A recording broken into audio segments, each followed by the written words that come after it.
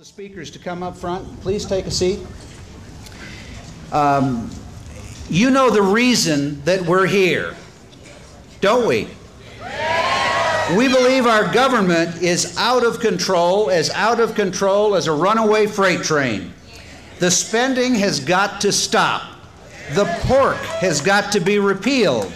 And taxes have got to be cut if we're to work our way out of the current economic crisis created by our congressional representatives on both sides of the aisle. So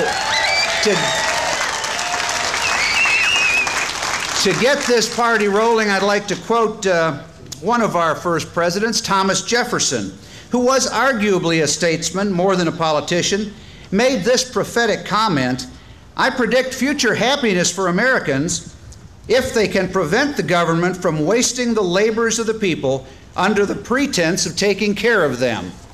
To speak to this point, our first speaker is Hunter Hayes. He's a native of Lufkin, 5-year naval veteran who served in Operation Iraqi Freedom.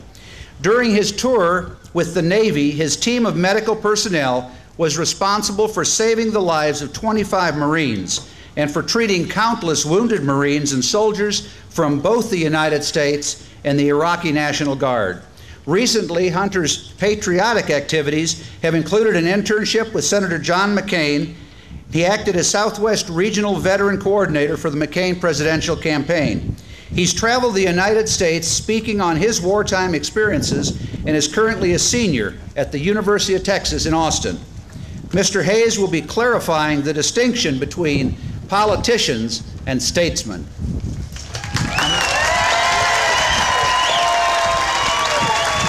Thank you all.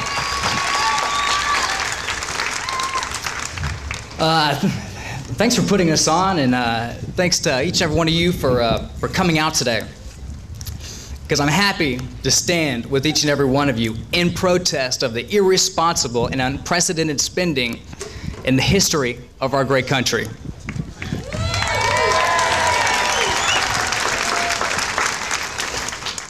Now, before I get started, I know there's a lot of people here, and I kind of like to interact with the crowd a little bit, and I kind of like you to interact with yourself. So take about 30 seconds, turn to your neighbor, shake their hand, and ask them, where they're from and why they're here.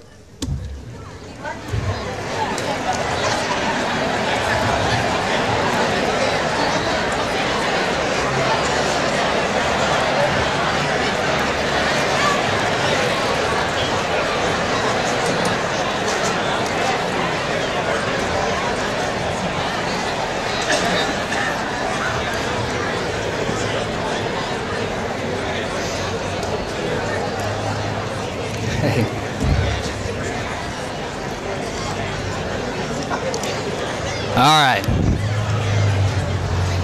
Go Navy. That's right, go Navy. Everybody good? Everybody meet some people? Okay. I'm here today to talk about the differences between statesmen and politicians and why it's important that we, as an electoral body, elect statesmen as our leaders.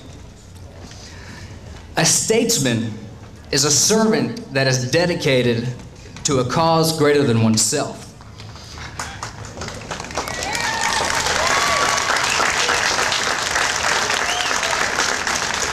While on the other hand, the most critical concern for a politician is holding a title and getting reelected.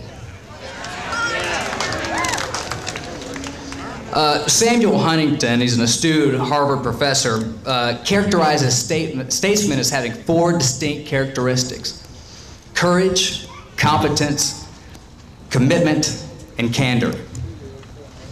I'm going to talk to you guys about a few people in history that share these characteristics. Now, the first was a long time ago, a Roman by the name of Lucius Cincinnatus. He was a military officer, and he was responsible for some of the most crucial battles for the Roman Empire. He was known as the savior of Rome. He showed a great deal of courage in battle, relentless commitment to his men and his country. He was a brilliant military strategist, and it was his confidence that allowed him to have so many victories. Now, the people of Rome, after all the wars were done, wanted him to be their emperor, but he chose otherwise. I'm sure we all know the rights and privileges that come with being an emperor, and it takes a pretty humble man to turn that down.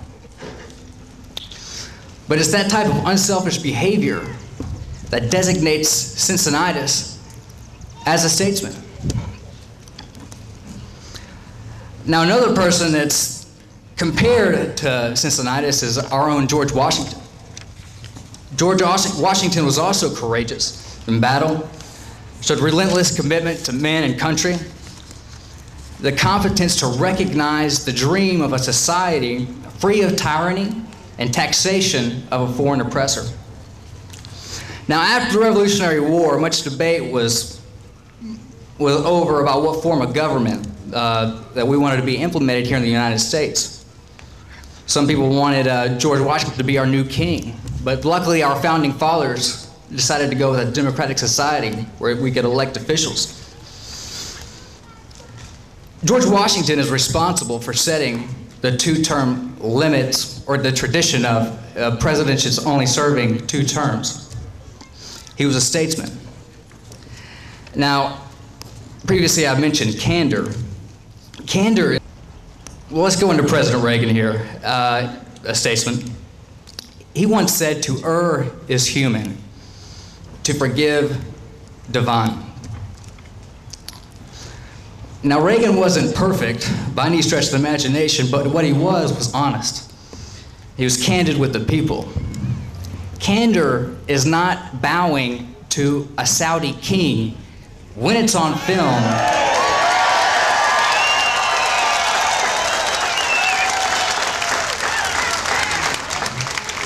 and then turning around and lying about it. That's a problem. Candor is not signing a $410 billion spending bill and then while signing it, quoting, "I am signing this imperfect bill, but it marks the end of an era of the old Washington." Candor is straight talk. It's those unselfish behaviors that characterize these men as statesmen. But what we see a lot of today is politicians staying in office a long time, accomplishing little, yet they manage to get reelected. And for some reason that's beyond me. But a statesman will fight with you and they will fight for you, no matter the cost. A statesman would never place the burden of repaying foreign governments a ridiculous sum of money to push an agenda.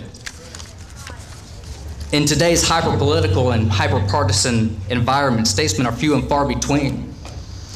But there are still some out there, and I encourage you to take into consideration what I've said to you today when you go to vote next year. It's extremely important. I want to thank you guys for coming out, and it's wonderful to be here, and I hope the next speakers are awesome.